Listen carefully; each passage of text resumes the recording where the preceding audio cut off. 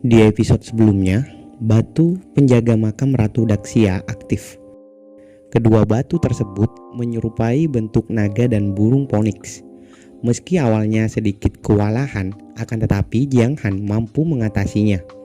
Dengan mengalahkan dua penjaga makam Daxia, Jiang Han tanpa membuang-buang waktu langsung segera berlari dan akan mengambil harta yang menjadi inti dari formasi di tempat tersebut. Akan tetapi, masalah lain muncul. Kedatangan pangeran ke-9 dan pengawalnya menjadi masalah besar. Mereka membunuh Ouyang Yu dengan tragis. Dan lebih buruknya, Jiang Han juga berhasil tertusuk oleh Diao dari arah belakang. Pangeran ke-9 yang berniat merebut harta karun Ratu Daxia sudah diperingatkan oleh Jiang Han. Akan tetapi, peringatan tersebut diabaikan oleh Pangeran ke-9. Dengan sisa-sisa kekuatannya, Jiang Han mampu memberi sedikit perlawanan. Dia menebas tangan milik Diao hingga putus.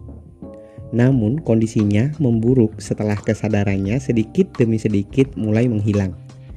Oke, seperti biasa, mohon bantuan untuk subscribe, like, dan komen channel ini ya.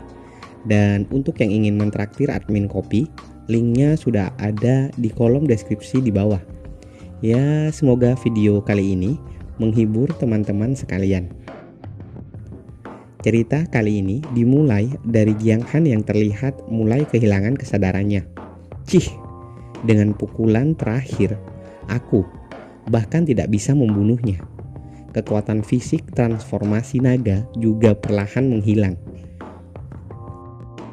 Kali ini, aku benar-benar akan berakhir di sini. Diao yang melihat Jiang Han masih berdiri berkata, "Hei, kenapa kau belum mati juga? Kau sepertinya terlalu meremehkan ranah sains sepertiku. Kali ini, aku benar-benar akan mengakhiri hidupmu." "Api pengorbanan," teriak Diao. Sebuah teknik api menyelimuti tubuh milik Diao. Dia melesat ke arah Jiang Han untuk memberikan serangan penghabisan. Meski mengetahui bahaya mendekat, dengan kondisinya saat ini, Jiang Han pun tak mampu untuk bergerak lagi. Dia mulai pasrah dengan apa yang akan terjadi ke depannya. Namun, kejadian besar terjadi. Dari dalam batu kristal yang membekukan Ratu Permaisuri Daxia, kini terlihat dia membuka matanya. Dengan cepat, Ratu Daxia memecahkan kristal yang mengurung dirinya. Dia kemudian terbang dengan api yang membentuk seekor burung phoenix di tubuhnya. Kejadian cepat tersebut bahkan tidak dapat disadari oleh siapapun yang berada di sana. Sampai saat Ratu Daxia berada di antara Diao dan Jiang Han, dia sampai terlihat terkejut dengan kecepatannya. Kedatangannya adalah untuk menyelamatkan Jiang Han dari serangan penghabisan milik Diao. Di persekian detik tersebut, dia sempat menatap tajam ke arah Diao. Dan tanpa disadari oleh Diao, tubuhnya kini terbakar dan menyebabkan dirinya kehilangan sebagian dari tubuhnya. Kejadian tersebut juga membuat mereka yang melihatnya hanya bisa terdiam tak bergerak.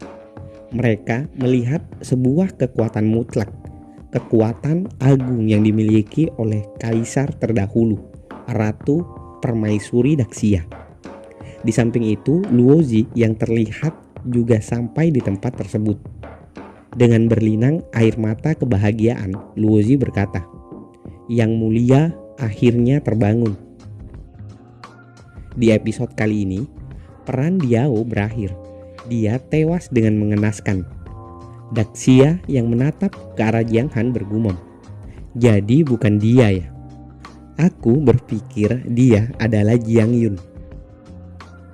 Sial, kekuatan macam apa yang dia miliki?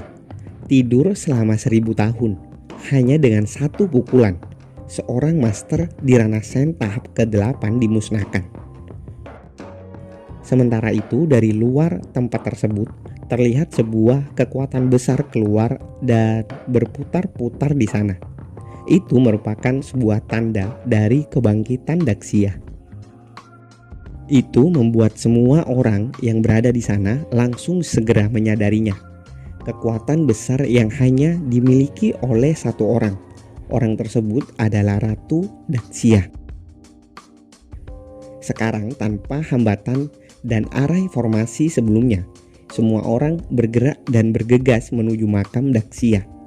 Saat ini tidak ada yang tahu bencana besar seperti apa yang akan dibawa ke benua Tianu ke depannya dengan kebangkitan Ratu Daxia.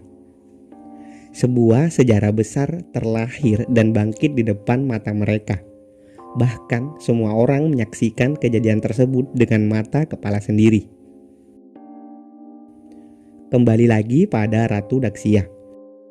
Dengan tanpa ekspresi dan bagian dadanya yang mengkilat, dia berkata, "Hei, anak naga kecil, mari kita bicarakan tentang bagaimana kau bisa sampai di sini dan kenapa kau mirip dengan seseorang yang kukenal di masa lalu. Aku ingin menanyakan sesuatu kepadamu. Siapa kaisar saat ini?" Jiang Han lalu menjawab, "Jangan lagi panggil aku dengan sebutan anak kecil. Meski aku terlihat masih muda, dan untuk kaisar yang memimpin saat ini adalah..." Belum selesai Jiang Han menyelesaikan kalimatnya, sesuatu kemudian terjadi, dan hal itu membuat perhatian Ratu Daxia teralihkan. Bahkan Jiang Han dengan kondisinya yang sekarang juga menyadari jika hal itu disebabkan oleh Pangeran ke-9. Menyadari tindakannya saat ini menarik perhatian Ratu Daxia. Kemudian Pangeran ke-9 memecahkan token teleportasi. Dia yang kini mendapatkan salah satu dari harta milik Ratu Daxia berniat untuk melarikan diri dari tempat tersebut. Hahaha. Sekarang dengan harta ini aku akan segera menjadi kaisar di benua Tianu. Arai teleportasi ini akan langsung memindahkan diriku menuju mansion keluargaku. Dan sekarang tak satu pun dari kalian yang berada di sini akan dapat keluar dari gunung ini. Aku akan menerima keberuntungan dan harta Daxia. Jiang Han yang kesal lalu berteriak, "Dasar bodoh, kau tidak bisa berteleportasi di tempat ini." Kembali sebelum Jiang Han mengatakan maksudnya, dirinya dilepaskan oleh Ratu Daxia. Dan karena posisinya yang sedang melayang, alhasil dia pun jatuh ke bawah. "Hei, masih ada aku di sini. Siapa yang berani mengeklaim dirinya akan menjadi kaisar selagi aku ada di sini? Dan siapa juga yang mengizinkan kau untuk pergi dari tempat ini?" Sebelum Pangeran ke-9 masuk dalam area teleportasi miliknya, harta yang ada di tangannya terlepas karena ditarik oleh sebuah kekuatan. Kemudian dengan cepat, Pangeran ke-9 keluar lagi dari area teleportasi miliknya untuk meraih dan menangkap harta tersebut. "Tidak, harta ini milikku sekarang." Namun, dia terjatuh tepat di atas atau di tengah-tengah sebuah formasi kecil di sana. Sebuah kekuatan gelap terlihat muncul dari bawah tempat Pangeran ke-9 terjatuh. Sesuatu yang besar dengan kekuatan gelap muncul dari dalam tanah dan sekaligus memotong tubuh Pangeran ke-9. Tangannya juga terpotong saat masih sedang memegang harta. "Aku terbebas," ujar dari kekuatan tersebut. Itu adalah seekor makhluk setengah manusia, setengah monster. Dia merupakan kaisar iblis Bauhinia, mantan seorang pemimpin monster di Laut Timur 1000 tahun yang lalu. Rumornya suatu hari dia menghilang bersama dengan Ratu Daxia, dan sampai saat ini tidak ada seorang pun yang mengetahui apa yang terjadi pada saat itu. Apa itu barusan adalah monster? Ah, Itu segel giok kekaisaran. Harta tersebut kini terlihat jatuh tidak jauh dari tempat Jiang Han. Bau Hinia, beraninya kau muncul di depanku. Musuh lama dari Ratu Daxia secara kebetulan juga terbangkitkan di tempat ini. Apa kau yakin ingin melawanku hanya dengan seorang diri? Jadi seberapa besar kekuatan yang kau miliki saat ini? Iblis Bau Hinia pun segera melesat untuk menyerang Ratu Daxia. Hahaha, kau tidak akan mampu untuk membunuhku saat ini. Lalu sebuah ledakan yang sangat besar pun terjadi di sana. Hal itu juga berdampak pada Jiang Han yang berada di dekat tempat tersebut. Dirinya tampak terlempar karena efek dari ledakan sebelumnya. Gawat, aku akan segera jatuh ke tempat lubang hitam di mana monster itu keluar tadi. Sial, teriak Jiang Han yang kini dirinya telah terjatuh dan masuk ke dalam lubang hitam. Senior yang bersama Ye Tao merasakan jika roh iblis yang muncul saat ini lebih kuat dari Raja Iblis Laut Timur. Kejadian yang terjadi setelah ledakan sebelumnya. Terlihat iblis Bau Hinia yang mulai menjauh dan meninggalkan Ratu Daxia untuk kembali menuju ke Laut Timur. Ini adalah awal ketika monster Laut Timur akan berkuasa. Aku akan kembali menjadi raja di sana dan aku pastikan aku akan menghancurkan semua makhluk yang ada di benua ini, ujar iblis Bau Hinia sembari melesat pergi dari tempat tersebut. Iblis ini benar-benar akan menjadi hal yang merepotkan di masa depan. Apa? Laut Cina Timur akan kacau jika dia bergabung di invasi monster Laut Cina Timur, ujar Ye Tao menanggapi. Iblis Bau Hinia saat ini benar-benar keluar dari Gunung Luosen. Dua peristiwa besar terjadi hampir bersamaan. Dua kekuatan besar dari masa lalu kini bangkit dan akan mengacaukan keseimbangan yang berada di benua Tianwu. Istana Kekaisaran Tianwu juga merasakan dampaknya. Hal lama dari 1000 tahun yang lalu telah bangkit. Aku ingin semua orang tahu jika keluarga Li adalah dinasti untuk saat ini. Orang ini adalah Raja Kekaisaran Tianwu. Orang yang saat ini menempati posisi yang sama dengan posisi masa lalu Daxia. Orang yang ditanyakan oleh Daxia sebelumnya pada Jiang Han. Cerita berpindah di kota Wudi. Di suatu tempat di kota Wudi terlihat seorang yang sedang memandangi pedangnya yang bergetar. Apakah kau juga merasakannya, pedangku? Dua orang yang sangat kuat saat ini telah terbangun.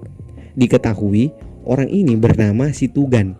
Dia adalah penguasa kota Wudi yang merupakan orang terkuat sekaligus orang nomor 1 di benua Tianwu dalam segi kekuatan. Berpindah lagi di kota Piaksui. Masa-masa sulit semakin dekat. 1000 tahun yang lalu, gunung salju Linglong mencari perlindungan dari dunia. Dan saat ini, keluarga kita harus ditutup lagi. Terlihat dua orang yang berpakaian hitam yang juga merasakan kekuatan kuat yang terbangun kembali. Dua orang tersebut memiliki rambut putih dan disinyalir adalah orang dari pegunungan Linglong.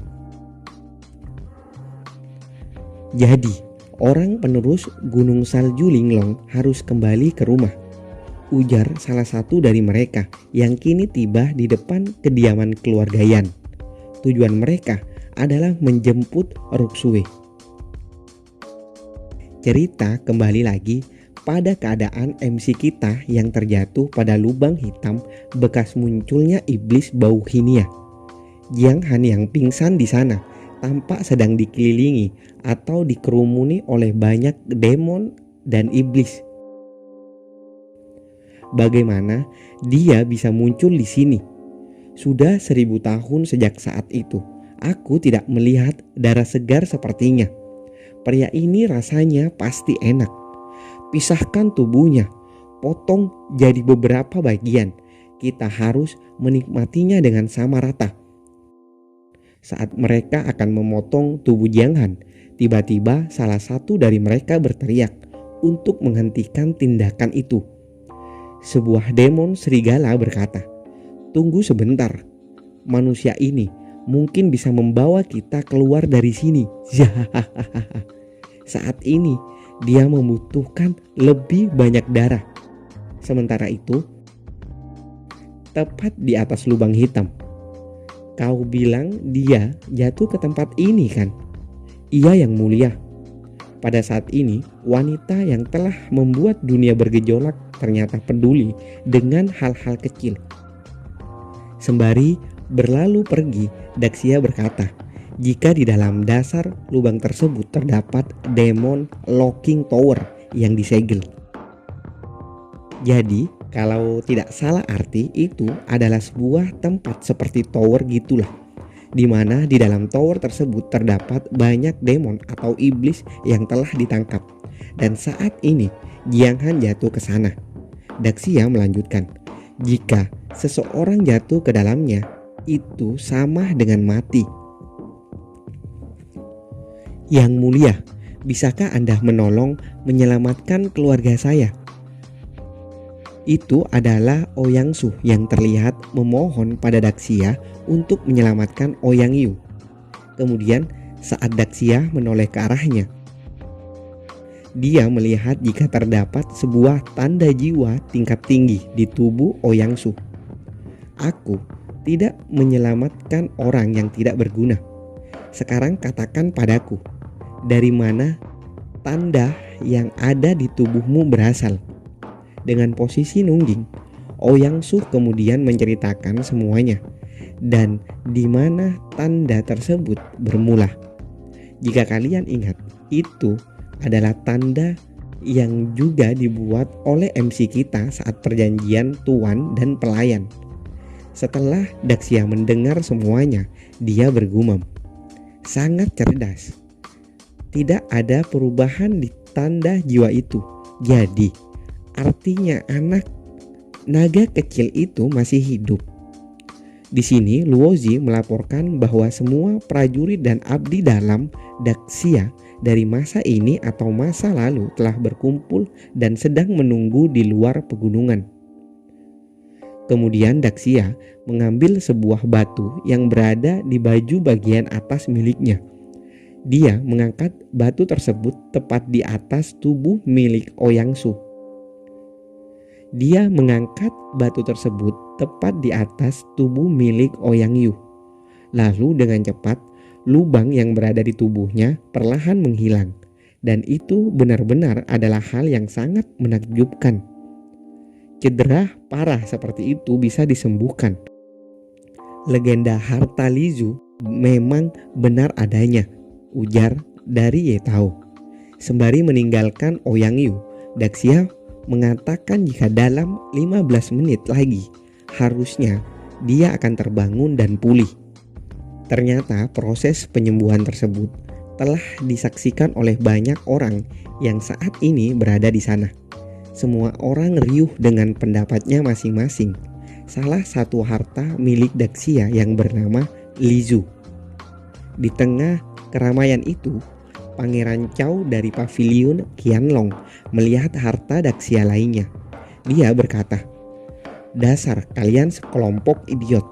Sementara perhatian mereka tertuju pada harta Lizu, Daxia Yuxi akan menjadi milikku. Pangeran Chao melesat untuk mengambil harta tersebut. Akan tetapi, Ye Tao langsung menyadarinya. Dia juga melesat untuk merebutnya.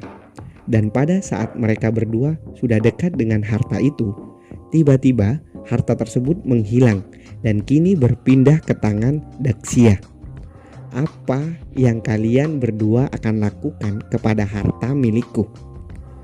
Sementara itu, situasi saat ini mulai memanas. Mereka atau semua orang kini mulai memperebutkan kedua harta tersebut. Hei, mari kita musnahkan sisa-sisa orang dari dinasti sebelumnya bersama-sama. Lalu kita bagi harta karun itu.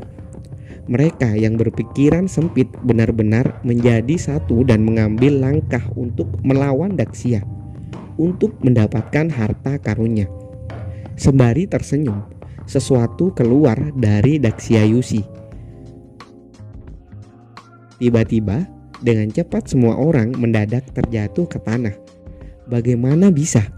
Ada tekanan yang begitu kuat, bahkan setelah dibekukan 1000 tahun. Seluruh tempat ini berada di dalam kendalinya. Sulit untuk menggerakkan satu jari pun di sini. Beberapa orang terlihat masih mampu untuk berdiri dengan tekanan sebesar itu. Mereka benar-benar berusaha mati-matian untuk tetap bisa berdiri. Level ini, aku takut dia adalah orang terkuat di dunia saat ini. Body goal. Kemudian terlihat sebuah formasi diaktifkan di tempat tersebut. Sebuah formasi yang sangat besar. Lalu tiba-tiba semua orang yang berada di dalam menghilang. Kejadian tersebut disaksikan langsung oleh Xiao yang baru sampai di sana. Kejadian tersebut ternyata dilakukan oleh Daksya. Dia memindahkan semua orang dari tempat tersebut. Yang mulia berhati baik. Mereka, orang-orang itu adalah harta nasional dari kekaisaran. Yang mulia sangat bijaksana, telah menyelamatkan hidup mereka dan membiarkan mereka pergi, ujar dari Luozi. Di tempat itu kini hanya tersisa beberapa orang yang sengaja tidak diteleportasi oleh Daksya. Lalu setelah itu Daksya kembali ke pinggir lubang hitam yang menjadi tempat di mana Jiang Han terjatuh. Jika dia benar-benar keturunan dari Jiang Yun, mungkin dia akan berguna untukku berlatih dengan sangat baik ke depannya. Diperlihatkanlah sebagian gambar dari Demon Locking Tower. Tapi ini terlalu sepi. Selama 1000 tahun, dia sudah bekerja keras untuk menekan iblis Bauhinia. Tapi sayang sekali, aku tidak dapat memilikinya. Yang dimaksud olehnya adalah kekasih lamanya Jiang Yun ya. Setelah 1000 tahun tertidur, kekuatanku belum pulih sepenuhnya. Kuharap pelarian iblis Bauhinia tidak banyak berdampak buruk. Aku akan mengeluarkan anak naga kecil itu terlebih dahulu, dan lalu pergi dengan cepat dari tempat ini. Apa ini? Bagaimana bisa lantai pertama benar-benar dapat dibuka?